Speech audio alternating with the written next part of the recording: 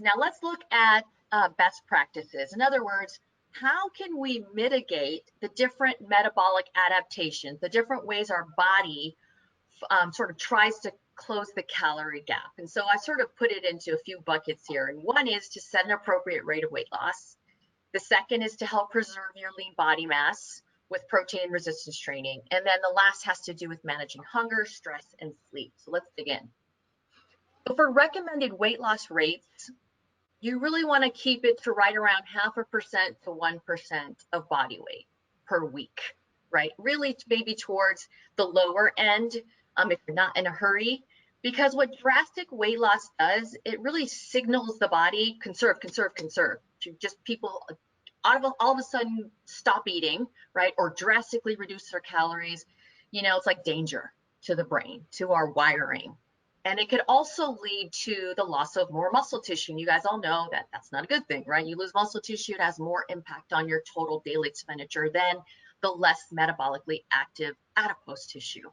So, and the dotFIT program, I took a little screenshot and put it on here, will help you to set those appropriate rates of weight loss, because we've built in some safety factors in our algorithms so that you don't recommend too low calories for individuals, right? And the more you weigh, the more you can eat, obviously, and the faster you can lose, and then vice versa. So the dotFIT program, I recommend that you guys all use it and play with it to help set those appropriate rates of weight loss. Now, when it comes to preserving muscle tissue, we've got to prioritize protein. So we've talked about protein a lot in all of our master classes. 0.7 to 1 gram per pound of body weight per day. That comes out to about a gram per pound of lean body mass. That's a number that Neil likes to use. So prioritize protein. Protein has a special place, right? It's not only there's so many benefits to preserving muscle tissue, affecting your hunger levels, and even inducing more thermic effective feeding, right? Burn more calories from digesting it.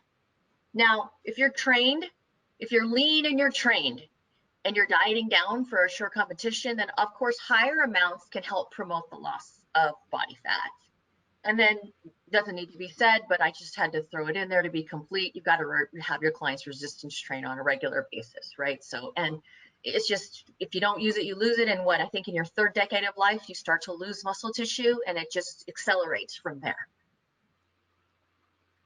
Okay, let's talk about managing hunger, sleep, and stress. So we've all heard this before, but you do experience some deleterious effects from not getting enough sleep and from mismanaging stress.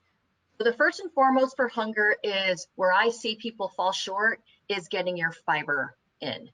So in general, you want to get 14 grams of fiber per 1,000 calories, or if you want it by gender, then women in general need around 25 grams per day. Males around 35, 34, 38, somewhere around there, depending on your calorie intake. And the average intake of fiber in the United States is about 14 grams a day.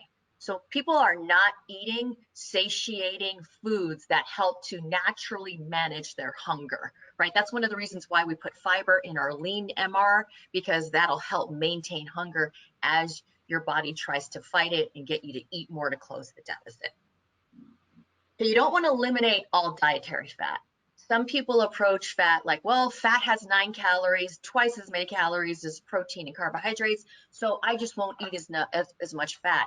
Well, if you eliminate all dietary fat, that can then reduce your production of thyroid hormones, and thyroid affects your BMR. So you don't want to eliminate all dietary fat. You want to at least keep 15 to 20% of your diet with fat. And in some cases, when you're dieting down for a show, you might not have a choice on a temporary basis. But in general, for most clients, you don't want to eliminate all dietary fat. Adequate sleep has a huge impact on regulating appetite. People who sleep or sleep deprived produce more ghrelin, the hunger hormone, and have a harder time regulating their appetite. And then finally, prioritizing self-care. I know I'm sort of, preaching to the choir here, but being able to fit in and prioritize relaxation, stress relief, and fun into your life right? That'll help to minimize emotional eating. And emotional eating, I know, is a huge aspect of why some of our clients eat. So talking about prioritizing self-care is an important conversation to have.